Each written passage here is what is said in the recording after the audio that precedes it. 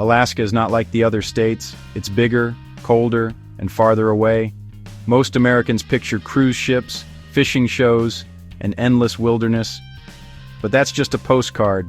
Alaska's real story is far more complex. It's a place owned but rarely understood, a state America bought and then mostly ignored. The relationship between Alaska and the rest of the U.S. has always been distant, almost awkward. When the country remembered Alaska, it was for gold, fish, oil, or war. Alaska became a storage unit for the nation's resources. This history of being used and forgotten shaped a fiercely independent population, skeptical of outsiders. Unlike other states, Alaska wasn't settled as part of a grand national project. It was a business deal. Its people, who had lived there for millennia, were never consulted. They were just part of the inventory. Alaska joined the American family under peculiar circumstances, adopted, then left alone. Neglect, interrupted by bursts of self-interested attention, defines Alaska's story. It's shaped by the cold, but even more by the cold shoulder from the country that claimed it.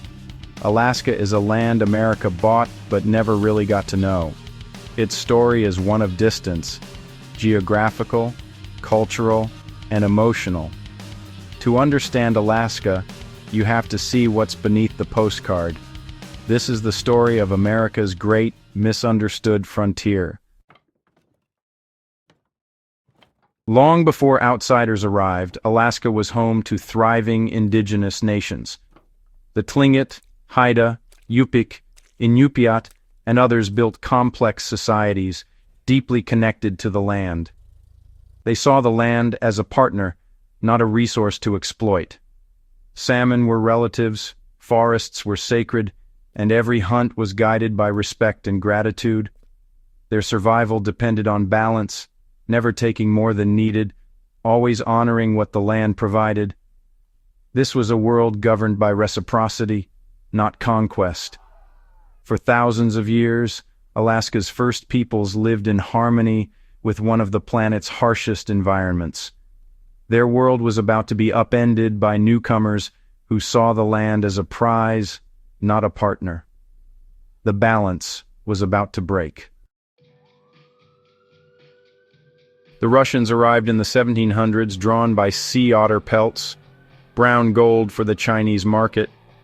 Russian fur traders, the Promyshleniki, were ruthless, forcing indigenous hunters into servitude and devastating villages with violence and disease.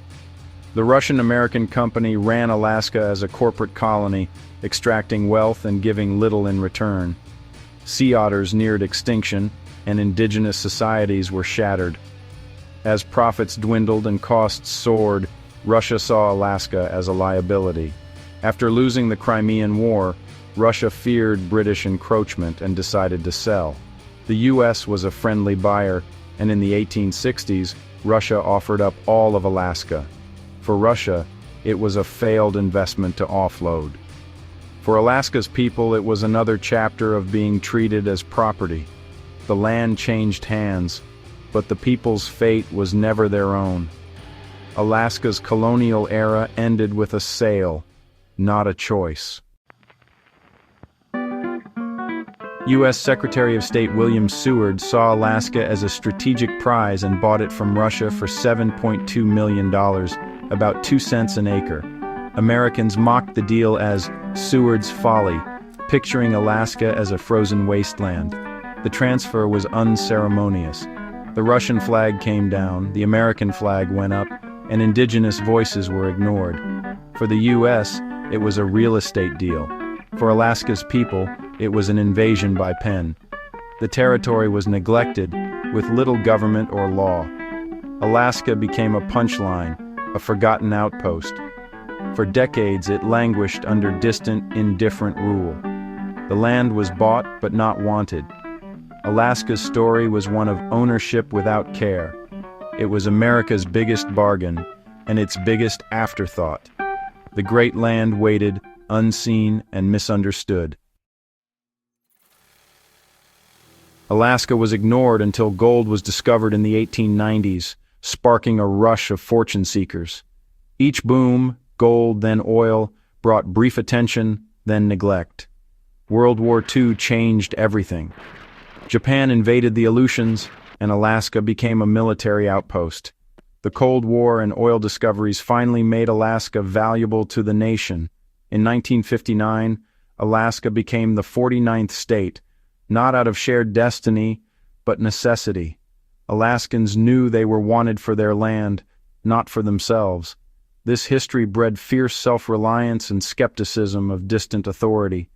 Alaska's culture is defined by independence, shaped by years of being used and ignored. It's a state apart, never just another star on the flag. Alaska remains America's great misunderstood frontier.